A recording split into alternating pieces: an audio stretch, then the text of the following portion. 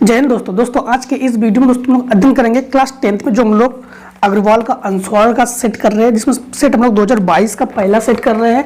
इसमें हम लोगों ने फर्स्ट पार्ट में हम लोगों ने फिजिक्स कंप्लीट कर लिया है। इस पार्ट में हम लोग केमिस्ट्री को कंप्लीट करेंगे। दोस्तों आपको बता दें, आप लोग कोई भी आंसर पढ़ रहे हो, राजीव HMX कोई भी पढ़ रहे हो, कोई दिक्कत नहीं। आप लोग सेट कौन सा देखोगे? सेट BJ को देखोगे, ठीक है। तो केमिस्ट्री में सबसे पहले आपके पास क्वेश्चन क्या गया 5 में का शुद्ध जल का pH मान होता है। तो ध्यान रखना कि शुद्ध जल का pH मान कितना होता है? 7। pH मान आपको पढ़ाया गया था। अगर pH मान 7 से कम हो तो उसको अम्ल कहते हैं, pH मान 7 से अधिक हो तो उसे क्षार कहते हैं। अगर pH मान 7 ही हो तो उसे हम लोग क्या कहते हैं? उदासीन कहते हैं, ठीक है। तो 5 में का शुद्ध जल का pH मान क्या होता है? 7 होता है। तो आप लोग तीसरा ऑप्शन सही कर लीजिए। अम्ल से हाइड्रोजन हटाने वाला धातु है। तो अम्ल से हाइड्रोजन, हमेशा ध्यान रखना कि जिंक जो है वो अम्ल से हाइड्रोजन को हटाता है, ठीक है। जिंक का प्रैक्टिकल जो आप लोगों ने लेसन नंबर 2 में पढ़ा भी था आप लोगों ने आपकी बुक में। तो अम्ल से हाइड्रोजन कौन हटाता है? जिंक हटाता है, ठीक है। प्रोपेन का रासायनिक सूत्र है, प्रोपेन का रासायनिक सूत्र C3H8 है। C3H8 क्यों है? 3 कार्बन होने पर क्या होता है? प्रोप और C3, तो 3 में 2 का गुणा कर दोगे, 3 दूनी 6। ध्यान देना, इस प्रकार से आप लोग लिखोगे उत्तर 1 का कौन सा है आपका? गा नंबर। इसका उत्तर क्या है? उत्तर है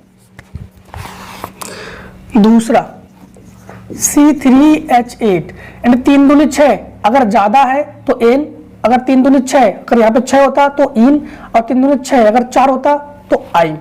ध्यान रखना कि कार्बन में जो भी संख्या हो उसमें 2 का गुणा करोगे, अगर ज्यादा हो तो N, बराबर हो तो इन और कम हो तो आइन, ठीक।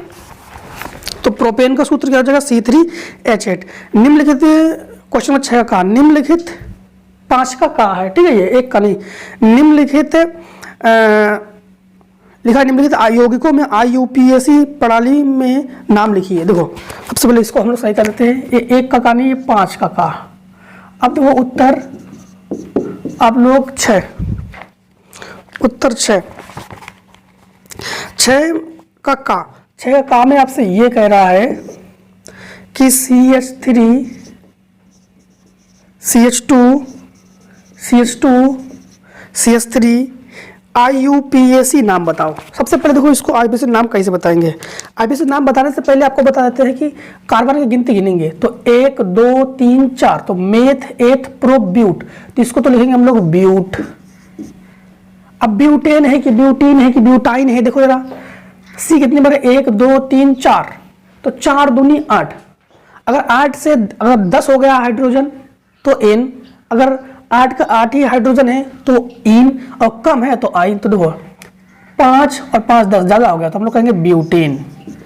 IUPAC नाम क्या हो गया इसका? ब्यूटेन, ठीक।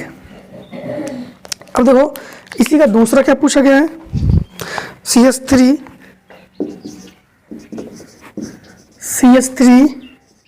COOH। अब यहाँ पर एक समूह है, इस समूह को आपको पहचानना है। ये जो समूह है, ये समूह है ओइक समूह। क्या है? ओइक समूह।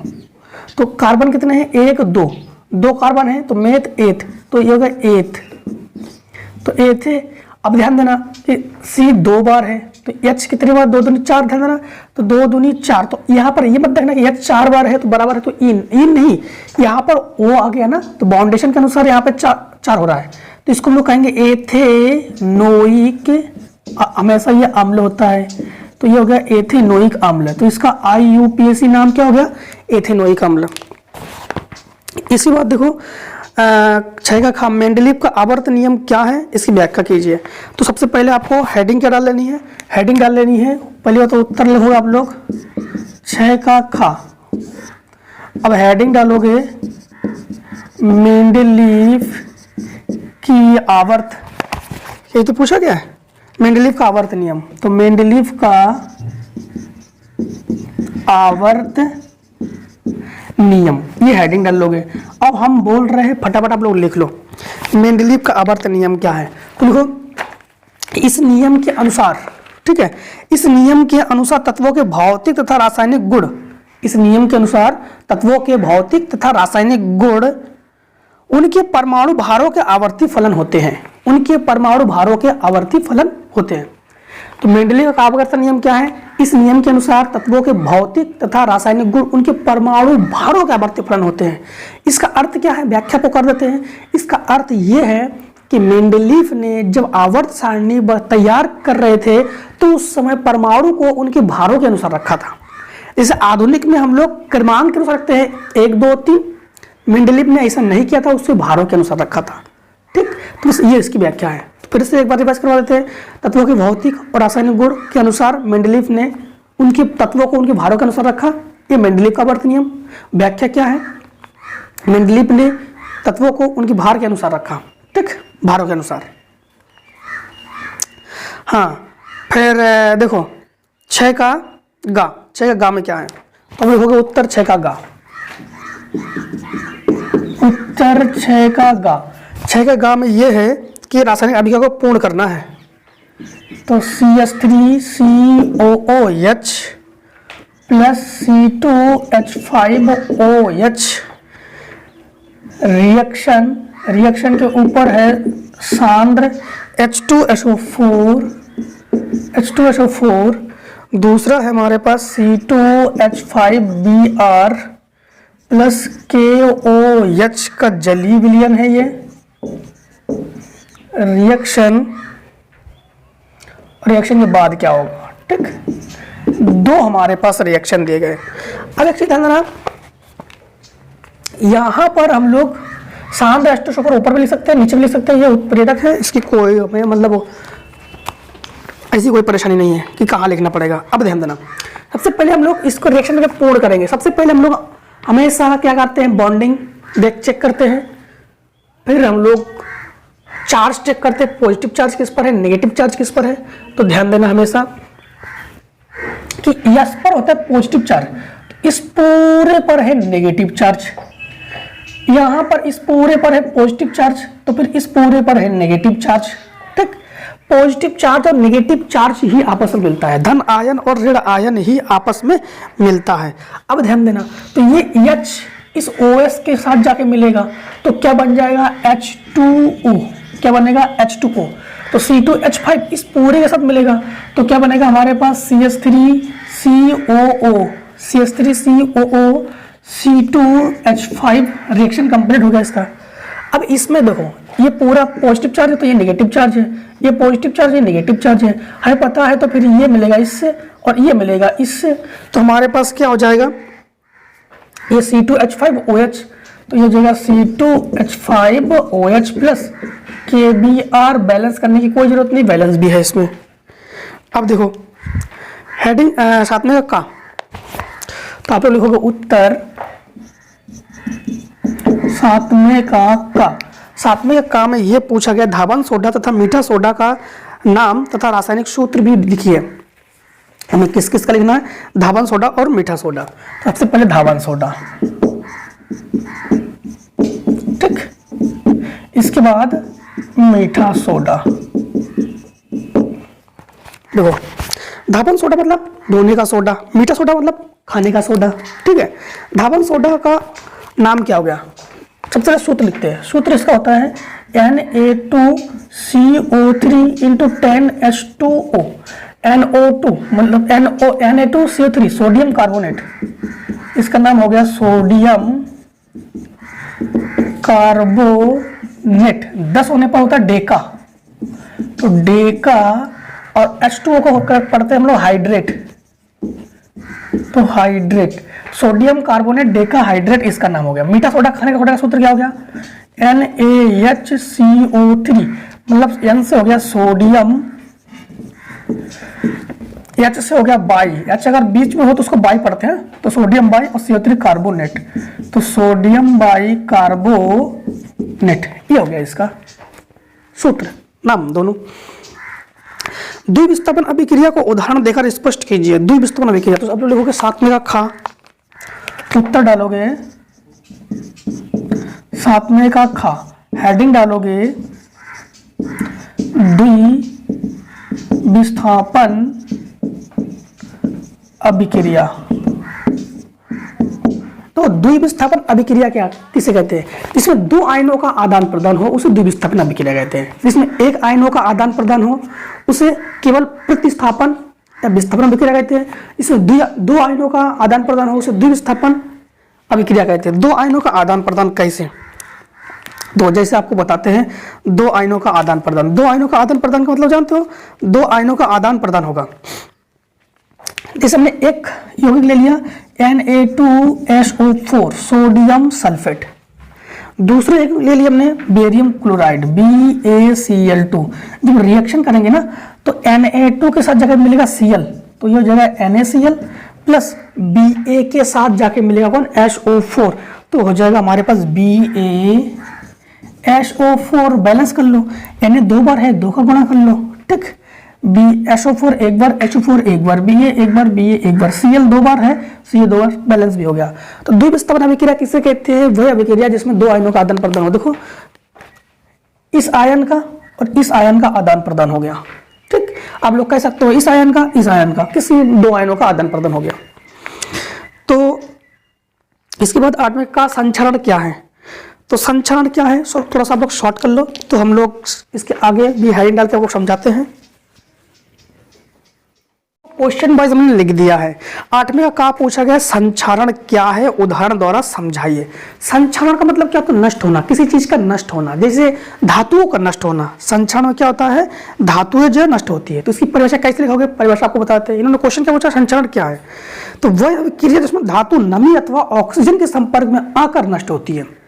वह अभिक्रिया जिसमें धातु ऑक्सीजन के संपर्क में, नमी के संपर्क में आकर नष्ट होती है। जैसे लोहे पर जंग लगना, कापर तांबे का बदरंग होना, ये सब क्या है? संचरण है। पुलों का टूटना क्या है? संचरण। जैसे हम लोग लोहे की बनी वस्तु जैसे सरिया वगैरह है ना, उसको हम लोग खुला छोड़ देते हैं और धीरे धीरे उसमें भूरे रंग की परत चढ़ जाती है, इसे क्या कहते हैं? जंग लगना या संचरण।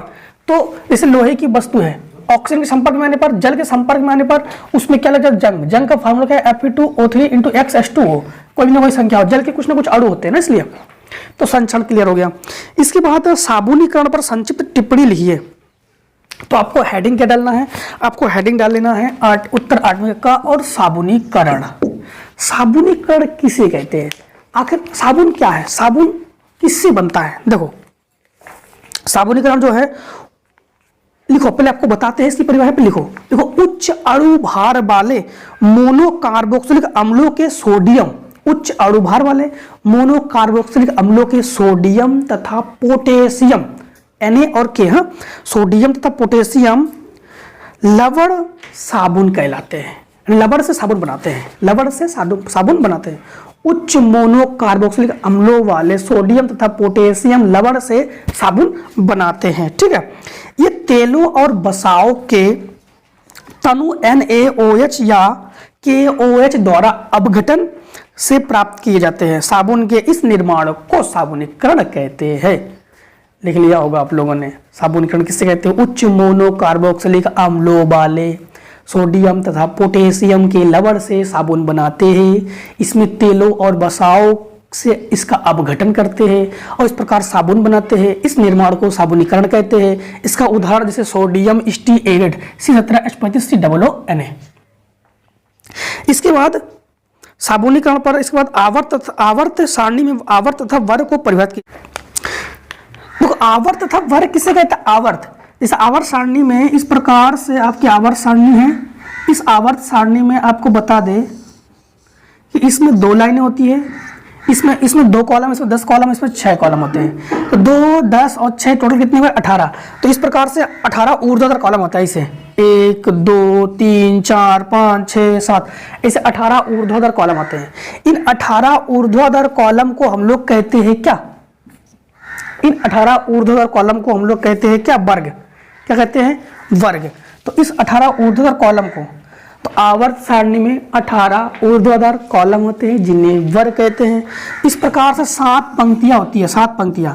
तो इस 7 पंक्तियों को हम लोग वर्ग ना कहकर आवर्त कहते हैं। तो फिर से समझ लो, आवर्त सारणी में 18 ऊर्ध्वाधर कॉलम है, ऊपर नीचे ऐसे खड़ी लाइन है।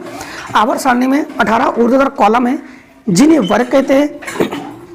7 36 पंक्तियां हैं जिन्हें आवर्त कहते हैं। क्लियर हो गया ना? इसके बाद रेडॉक्स अभिक्रिया अब आपको या तो ये 8वें का का करना है, इसका अथवा करना है। रेडॉक्स अभिक्रिया किसे कहते हैं?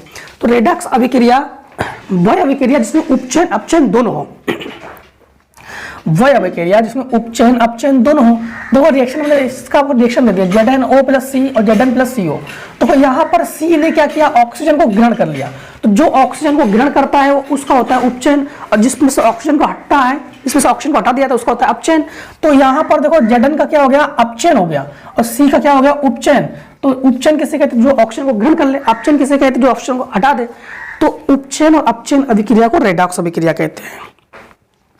सजाती श्रेणी किसे कहते हैं? सजाती श्रेणी, सजाती श्रेणी वह श्रेणी जो एक ही जाति के हो, मतलब इसमें समान संरचना वाले सूत्र हो, इसमें समान संरचना वाले सूत्र हो, उसे सजाती श्रेणी कहते हैं। इसका कोई एग्जांपल के तौर पर समझते हैं। इसे ये लिखा है C2 2 दूनी 4 और 6, ठीक। इसके बाद C3H8, फिर C4H10। देखो सब में 2 दूनी 4 2 ज्यादा है, 3 दूनी 6 2 ज्यादा है, 4 दूनी 8 2 ज्यादा है, तो इसे कहेंगे सजाती श्रेणी। तो एक ही यानी समान संरचना वाले सूत्र को, समान संरचना वाले सूत्र को सजाती श्रेणी कहते हैं। क्योंकि सभी में कितने का अंतर है, तो सभी में CH2 का अंतर है, सभी में किसने का अंतर है, CH2 का अंतर है कि नहीं। तो सजाती श्रेणी किससे कहते हैं, वह श्रेणी जिसमें जो समान संरचना वाले हो उसे हम लोग क्या कहते हैं, सजाती श्रेणी। इसके बाद इन्होंने 8वें का गा पूछा गया है, मेंडलीव की आवर्त सारणी की विशेषताएं। देखो मेंडलीव की आवर्त सारणी की विशेषता क्या है। मेंडलीव की आवर्त सारणी की विशेषता में नंबर 1 लिखो कि इनमें तत्वों को उनके भारों के अनुसार बढ़ते हुए क्रम में रखा गया है, ठीक।